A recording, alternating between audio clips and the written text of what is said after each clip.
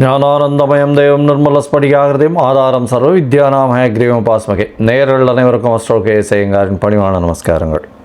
வக்ர சனி நிவர்த்தி பலன்கள் மேஷம் முதல் மீனம் வரை 4/11/2024 6/3/2024 வரலும் உண்டான நாட்களில் சனி பகவான் கும்பராசியில் வக்கரகதியில் இருந்த சனி பகவான் வக்கர நிவர்த்தி அடைகிறார். சனி பகவான் என்று சொன்னாலே எல்லாருக்கும் அவர் கர்மகாரகன், ஆயுள் காரகன், உடல்நிலையை பாதிக்கக்கூடியவர், வேலையில் மாற்றத்தை ஏற்படுத்தக்கூடியவர். அதாவது துலாத்தில் உச்சம் பெறுறதுனால எல்லாவற்றையும் சமமாக எடுத்துக்கொண்டு அதாவது நன்மைக்கு உண்டானதை நன்மையாகவும் தீமைக்கு உண்டானதை தீமையாகவும் கொடுக்கக்கூடியவர். சனி பகவானை பொறுத்தவரையிலும் பார்த்தலையானால் அந்த சனி என்ற கோள் ஒரு இருட்டான கோள். அதனால் சூரியனுக்கு சமசப்தமம் அப்படின்னு சொல்லக்கூடிய 7ஆம் இடத்தில் அவருடைய ராசிகள் வருது. 6, 7 மறைந்த இடமும் 7ஆம் இடமான எதிரான 180 டிகிரியிலையும் சூரியனுக்கு உண்டான சிம்மத்திலிருந்து வரக்கூடியதுனால மகரம் கும்பம் அவருடைய ராசியாகவும், மேஷத்தில் சூரியன் எந்த இடத்தில் உச்சம் பெறுகிறாரோ அதில் நீச்சமாகவும், சூரியன் நீச்சம் பெறக்கூடிய துலாத்தில் அவர் உச்சமாகவும் இருக்கக்கூடியது. இதன் மூலியமாக பார்த்தலையானால் சனி அப்படின்னு சொன்னாலே பெரிய மாற்றத்தை ஏற்படுத்தக்கூடியவர். வாழ்நாளில் இந்த 7.5 சனி, அஷ்டமத்து சனி, அர்த்தாஷ்டம சனி அப்படின்னு சொல்லக்கூடிய கண்டக சனி அப்படின்னு சொல்லக்கூடியது வந்தாலே வாழ்வில் பெரிய மாற்றங்கள் நிகழும். அவர் ஒரு ராசியிலிருந்து அடுத்த ராசிக்கு போகிறதுக்கே 2.5 வருஷம் ஆகும். இந்த காலகட்டத்தில் இப்போ கிட்டத்தட்ட ஒரு 6 மாதமாக ஒரு வக்கரகதியில் இருந்துட்டார். அவர் 3-4 மாதமாக வக்கரகதியில் இருந்துட்டார். இந்த காலகட்டத்தில் பார்த்தலையானால் ஒரு பெரிய மாற்றங்கள் நிகழ்ந்து திருப்பியும் வக்கர நிவர்த்தி ஆகக்கூடிய காலகட்டமாக அமைகிறது. இந்த வக்கர நிவர்த்தி காலத்தில் பார்த்தலையானால் சனி பகவான் கும்பத்தில் ஆட்சி பெற்று போயிருக்கார். வக்கர நிவர்த்தியில் சதய நட்சத்திரத்தில் இருக்கார். இந்த காலகட்டத்தில் 2026 3ஆம் மாதம் 6ஆம் தேதி வரலும் பார்த்தேன்னா, அதாவது மார்ச் 6ஆம் தேதி வரலும் சனி பகவான் வாக்கிய பஞ்சாங்க பிரகாரம் கும்பத்தில் இருக்கிறார். அதற்கு பிறகு அவர் மீனத்துக்கு போகிறார். இந்த காலகட்டமான இந்த 2024 நவம்பர்லேருந்து மார்ச் 2024 வரலும் பார்த்தலையானால் சனி பகவான் மாற்றத்தில், அதாவது கும்பத்தில் இருக்கும் காலகட்டத்தில் குருவின் மாற்றங்களும் அதை தவிர ராகுவின் மாற்றமும் நடைபெறுகிறது. ராகு பகவான் மாறக்கூடிய காலகட்டம் அப்படின்னு பார்த்தோம்னா 2025 4ஆம் மாதத்தில் மாறுறார். ஏப்ரலில் மே மாதத்தில் மே 2025 குரு பகவான் மாறுறார். அதனால் இந்த 2 பெயர்ச்சிகளையும் வைத்து சனி பகவானுடைய கும்ப ராசியில் இருக்கக்கூடிய சனி பகவானினுடைய வக்கர நிவர்த்தி பெயர்ச்சியை வைத்து இந்த மேஷம் முதல் மீனம் வரை இருக்கக்கூடிய ராசிகளுக்கு ஒரு ராசியாக எப்படி இருக்கும்ன்றதை பார்க்கலாம்.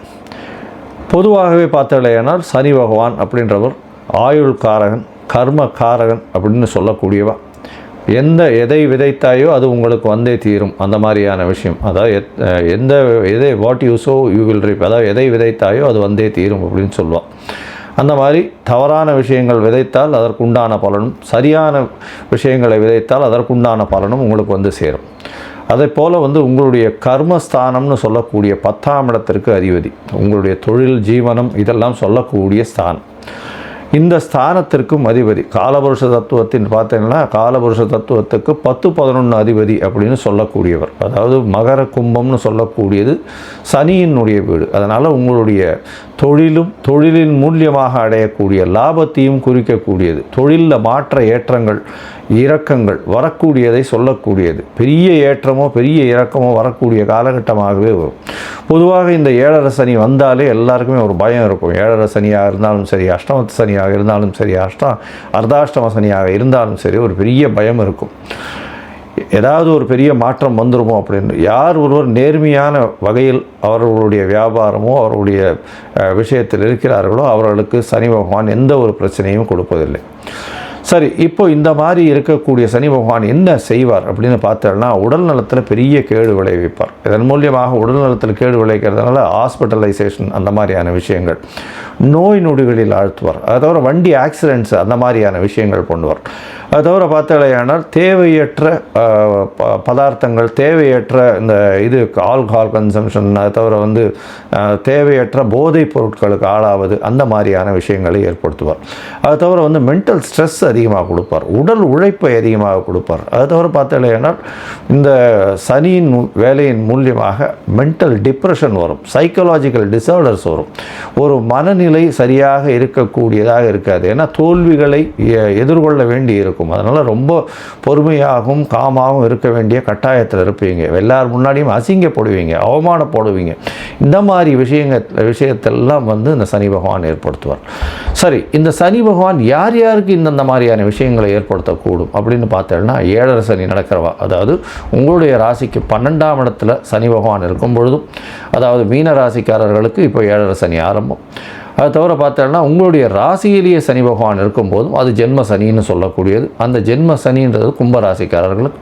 அது தவிர உங்களுடைய ராசிக்கு பாத சனி, அதாவது ராசிக்கு 2ஆம் இடத்தில் இருக்கும் பொழுதும் இந்த மாதிரியான ஒரு பெரிய பிரச்சனையை ஏற்படுத்துவார். அதாவது தேவையற்ற செலவுகள், உடல் நலத்தில் பின்னடைவு, அது தவிர உங்களுடைய பேச்சில் பிரச்சனைகள், குடும்பத்தில் பிரச்சனைகள், இது எல்லாத்தையும் சனி பகவான் ஏற்படுத்துவார். சரி, சனி இருக்கிறதுனால ஒரு நல்ல விஷயமும் நடக்காதா அப்படின்னு கேட்டால்னா, சனி இருப்பதனால் நல்ல விஷயங்கள் நடக்கும். எந்த ஒருத்தரும் நேர்மையாகவும் தர்மத்திற்கும் நியாயத்திற்கும் கட்டுப்பட்டு நடக்கிறார்களோ அவர்களுக்கு சனி பகவான் எந்த ஒரு பிரச்சனையும் கொடுக்காமல் அவர்களுக்கு நல்ல ஒரு ஏற்றத்தை கொடுப்பார். பொது காரியங்களில் ஈடுபட்டு அதன் மூலியமாக தனக்கென்று லாபத்தை எதிர்பார்க்காதவர்களுக்கு பெரிய ஏற்றத்தை கொடுப்பார். அப்படி பார்க்கும்பொழுது பார்த்தாலேயானால் சனி பகவான் எப்பொழுதுமே சனி உச்சம் பெற்றோ ஆட்சி பெற்றோ இருப்பவர்கள் தான் ஒரு ரெவல்யூஷனரி லீடராக வர முடியும். அந்த மாதிரியான ஒரு பொசிஷனில் பார்க்கும்பொழுது சனி ஆட்சியோ உச்சமோ இருந்து அப்படி இருக்கக்கூடிய காலகட்டத்தில் சூரியனும் நல்ல சுபத்தோடு இருந்தாரேயானால் ஆட்சியில் இருக்கக்கூடிய கட்டாயமோ மாற்றங்களோ வரும்.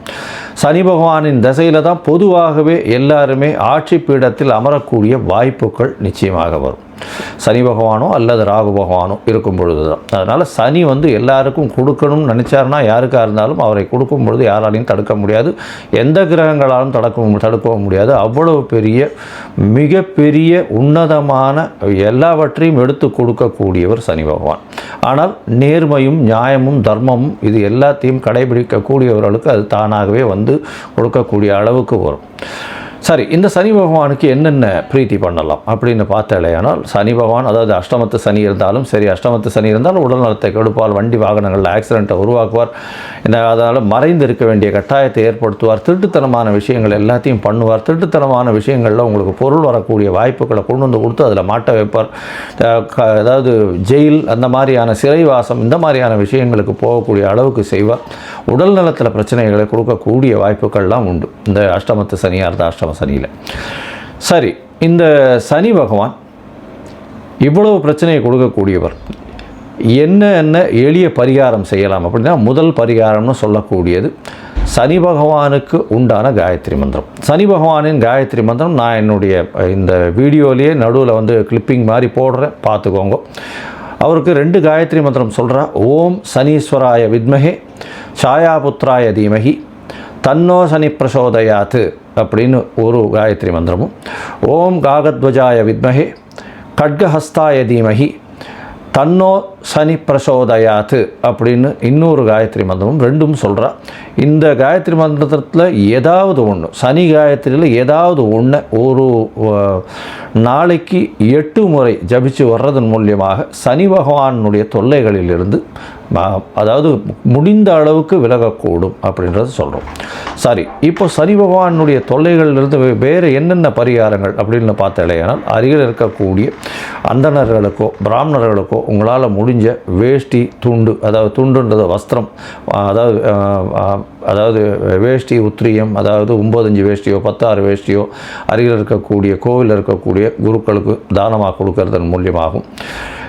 எண்ணெய், நல்லெண்ணெய், செக்கெண்ணெய் கோவிலில் விளக்கேற்றுறதுக்கு கொடுக்கறது மூலியமாகும். ஒரு பாத்திரத்தில், அதாவது புதிய பாத்திரத்தில் எண்ணெய் போட்டு, நல்லெண்ணெயை போட்டு, அதாவது செக்கெண்ணெயை போட்டு அங்கே இருக்கக்கூடிய குருக்களுக்கு தானமாக கொடுக்கறதன் மூலியமாகவும், கீழ்த்தட்டு மக்கள், அதாவது இந்த தூய்மை பணி செய்கிறவர்களுக்கு உங்களால் முடிஞ்ச தோல் சம்பந்தப்பட்ட இல்லைன்னா இரும்பு சம்பந்தப்பட்ட விஷயங்கள் வாங்கி கொடுக்கறதன் மூலியமாகவும், இதை தவிர பார்த்தாலேனால் கருப்பு கொடை தானம் செய்கிறதன் மூலியமாக, அதை தவிர தடி தானம் செய்கிறதன் மூலியமாக, தடின்னா அந்த வயசானவங்க ஊனின்னு போகக்கூடிய தடி தானம் செய்கிறதன் மூலியமாகவும் சனி பகவானுக்கு ஏற்ற பரிகாரமாக சொல்லப்படுறது. அதை தவிர எள்ளு உருண்டை தானம் செய்கிறது, காக்காய்க்கு சாதம் வைக்கிறது, அதை தவிர எள்ளு விஷயமான எண்ணெய் எடுத்து அது தானம் கொடுக்கறது. அதை தவிர பார்த்தாலேனால் இந்த சனி பகவானுக்கு இரும்பு மிகவும் முக்கியமானது. அதனால் இந்த உடல் உழைப்பு செய்பவர்களுக்கு இரும்பு தானம் கொடுக்கறதன் மூலியமாக சனி பகவானுக்கு சொல்லக்கூடிய பிரீத்தியாக சொல்லப்படுறது. சரி, இப்போது மேஷம் முதல் மீனம் வரை இந்த சனி வக்ர நிவர்த்தி இந்த ஒரு 1.25 வருஷம், அதாவது 488 நாள் எப்படி இருக்குது அப்படின்றதை இந்த குரு பயிற்சியையும் ராகு கேத்துவினுடைய பயிற்சியையும் வைத்து எப்படி இருக்குன்றதை ஒன்றொன்னா வருஷப்படுத்தி பார்க்கலாம். அதற்கு முன்னாடி என்னுடைய மொபைல் நம்பர் கீழே ஸ்க்ராலிங்கில் வந்துட்டுருக்கோம். உங்களுக்கு அஸ்ட்ராலாஜிக்கல் கன்சல்ட் தேவைப்பட்டதுன்னா எனக்கு ஃபோன் பண்ணுங்கள். உங்களுடைய date, time, place of birth, உங்களுடைய பெயர், தாய் தகப்பனின் பெயர், இதை மட்டும் எனக்கு அனுப்புங்க. என்னுடைய கட்டணம் என்னென்னு சொல்கிறேன். முதல்ல அதை அனுப்பிச்சுட்டு அதுக்கப்புறம் நான் உங்களுடைய ஜாதகத்தை போடுறேன். ஜாதகத்தில் சந்தி இருக்கான்றதை பார்க்கணும். சந்தி தான் முக்கால்வாசி பேர் என்கிட்ட வர்றவாலாம் புனர்பூச நட்சத்திரம் அப்படின்னு சொல்லுவாள். புனர்பூச நட்சத்திரம் 3ஆம் பாதமாக இருக்கும்னு நினச்சின்னு மிதுனத்திலேயே ஒரு 50-55 வயசு வரலாம் அர்ச்சனை பண்ணிட்டு இருப்பாள். ஆனால் அவள் 4ஆம் பாதமாக இருப்பாள். அதே மாதிரி மிருகசீரிஷம்னு சொல்லுவாள். மிருகசீரிஷம் ரிஷப ராசிலையும் இருக்குது, மிதுன ராசிலையும் இருக்குது. அவளுடைய டிகிரி என்ன டிகிரியில் இருக்குது, பாத சந்தி இருக்கா, நட்சத்திர சந்தி இருக்கா, லக்ன சந்தி இருக்கா, இது எல்லாத்தையும் பார்த்துட்டு அவர்களுக்கு இப்பொழுது நடக்கக்கூடிய கோல்சார பிரகாரம் என்னென்ன இது நடக்கிறது, தசாபுக்தி அந்தரம் சூக்ஷ்மத்தை வச்சு அவருடைய கோல்சாரத்தையும் வச்சு என்ன எளிய பரிகாரம் பண்ணலாம் அப்படின்றத உங்களுக்கு பார்த்து சொல்கிறேன். சரி, இப்போ மேஷம் முதல் மீனம் வரை சனி வக்ர நிவர்த்தி 2024 எப்படி இருக்குன்றதை பார்க்கலாம். கடகம், புனர்பூசம், பூசம், ஆயில்யம் இந்த 3 நட்சத்திரம் 9 பாதங்களை கொண்ட ராசி கடகராசி. ராசியின் அதிபதினு சொல்லக்கூடியவர் அதிவேகமாக செல்லக்கூடிய சந்திர பகவான். இந்த ராசிக்கு பார்த்தோம்னா இப்போது அஷ்டமத்து சனி வக்ர நிவர்த்தி ஆன உடனே கொஞ்சம் கடினமான காலங்கள் உருவாக போகிறது. சரி, கடினமான காலங்கள் உருவாக போகிறது அப்படின்னா ரொம்ப மோசமான நிலைமைக்கு வருமா அப்படின்னா கொஞ்சம் பொறுமையாக பார்க்கணும். எப்படின்னா இந்த சனி வக்ர நிவர்த்தியின் பொழுது, அதாவது 8ஆம் இடத்துல சனி பகவான் இருக்கும் பொழுது நிச்சயமாக பிரச்சனையை ஏற்படுத்துவார். அதாவது மறைந்திருக்க வேண்டிய கட்டாயமோ இல்லைன்னா ஆயுள் சம்பந்தமாக பிரச்சனையோ, ஆக்சிடெண்ட்டு, இந்த மாதிரியான நெகட்டிவ் விஷயங்கள் நடக்கிறதோ, தொழிலில் மிகப்பெரிய முடையும், அதை தவிர உடல் நலத்தில் பெரிய பிரச்சனைகளோ வரக்கூடிய காலகட்டமாக நிச்சயமாக அமையும். ஏன்னா சனி பகவான் ஆயுள் காரகனே 8ஆம் இடத்துல இருக்கிறது அந்த அளவு விசேஷம் இல்லை. 8ஆம் இடத்துலேருந்து அஷ்டமத்து சனி நடத்தும் பொழுது உடல் நலத்தில் மிகப்பெரிய பின்னடைவை ஏற்படுத்தக்கூடிய வாய்ப்புகள் மிகவும் அதிகம். சரி, இந்த காலகட்டம் மொத்தம் இந்த 1.5 வருஷமுமே இருக்குமா அப்படின்னா சனி வக்ர நிவர்த்தி 4/11/2024 6/3/2026 வரலும் சனி பகவான் 8ஆம் இடத்துல இருக்கார். இந்த காலகட்டத்தில் பார்த்தாலேயானால் உங்களுடைய ராசிக்கு 10ஆம் இடத்தை அவர் பார்க்குறார். 10ஆம் இடத்தை பார்க்கும்போது தொழிலில் ஒரு மிகப்பெரிய சறுக்கல் வரக்கூடிய வாய்ப்புகள் மிகவும் அதிகம். இந்த காலகட்டத்தில் தொழிலில் மிகப்பெரிய சறுக்கல் வரும்.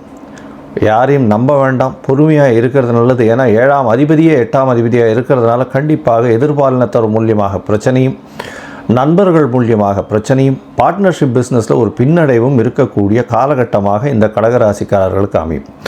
வேலை மாற்றங்கள் வரும். வேலையில் அதாவது எந்த வேலை செய்தாலும் அதற்கு பாதி பணம் தான் வரக்கூடிய வாய்ப்புகள் நிச்சயமாக உண்டு. அதாவது 100% உழைப்பை போட்டாலும் உங்களுக்கு 50% உண்டான வருமானம் தான் வரும்.